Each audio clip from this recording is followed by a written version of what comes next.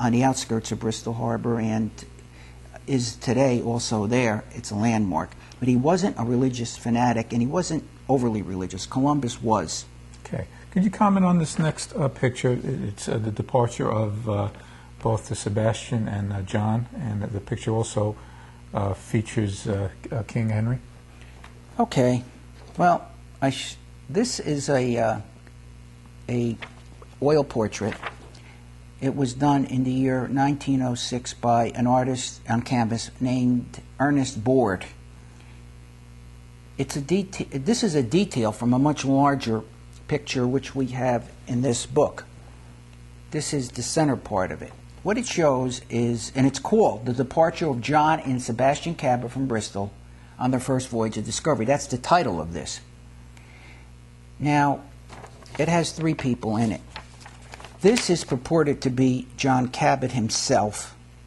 This is his son Sebastian, or Sebastiano. And this is the reigning English monarch of the time, King Henry VII, of the first of the Tudor dynasty. I should say this about this. What can I say? No one really knows what John Cabot looked like. Now, you will see different representations of John Cabot with a beard, without a beard, with red hair, with graying hair. Reason? No one painted an oil portrait, which was, or any kind of a sketch of him at the time for his lifetime. Nobody bothered to. Now, this person looks like a late 15th century person would have looked like. The hair is right. They didn't have many beards.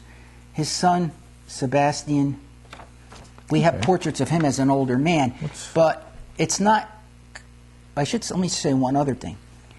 It's not definitely proven that Sebastian did go with John Cabot on that voyage, but Sebastian later claimed to have been on the voyage. Okay.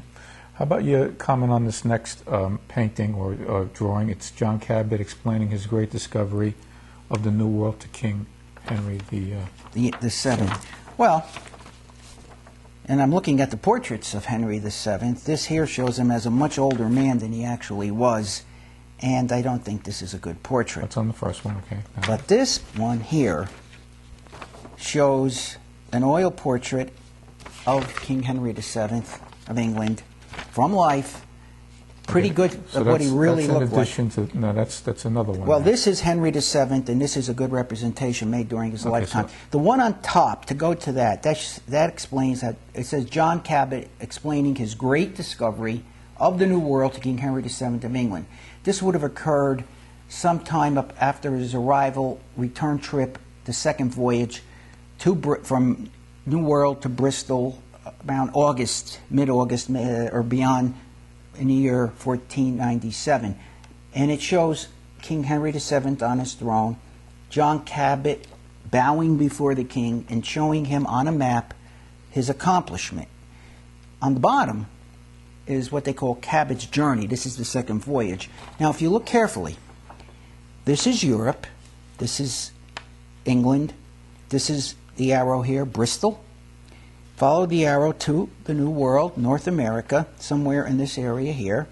The return voyage, apparently he went a little further north, it appears. Although I've seen some people, some historians think he may have gone even a little further south, but it's on the second or the third voyage they think he made that trip. Went a little further north and came back basically the same route, a little further north. Okay. How about you comment on this portrait and signature of Vespucci? It's dated 1508. Well, this could, in fact, be a real portrait of Amerigo Vespucci. It looks like it can be. I don't have the artist on it, but I do have his signature. Portrait. It's a portrait of him. It's in his later years. Without further documentation right here, I've seen this portrait before, and I have a book on Vespucci, which I don't have with me. Okay.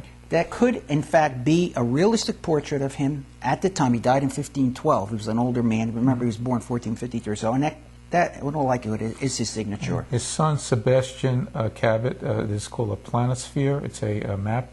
Yes. Could you give us some insight as to the map? Okay, well, this is John Cabot's son, one of his sons. He had three of them, Sebastian Cabot. And sometime later in Sebastian's life, he died in London, and I believe it was 1554 or 1558. I have it over here. Well, he was 1557 to be exact. He was over 80 years old. Sometime prior to that, Sebastian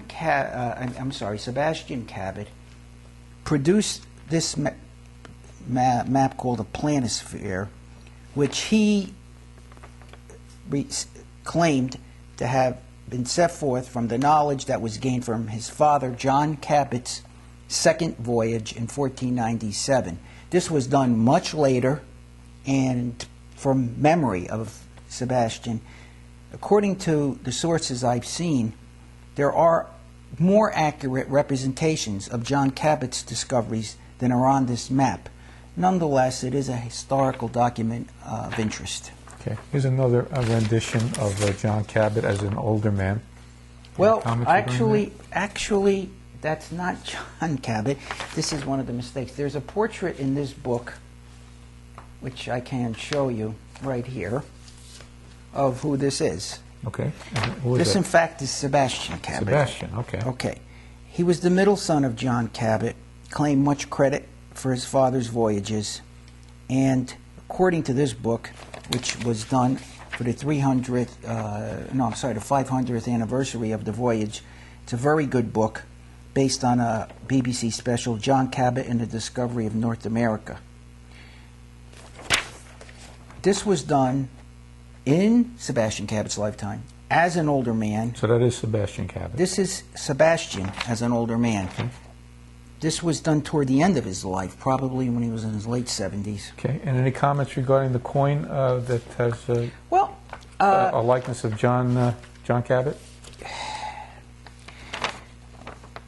I can say It's this. like it's an Italian coin. Yeah, but John, let me say this from my knowledge. I have some numismatic background as well. I'm not an expert on this. This would not have been an actual coin. The reason is that John Cabot was not a reigning monarch over anything. And at that time, especially, and for most of European history, except for the Roman Empire, you only put on the coin the person who was the ruler. This could have been a medal.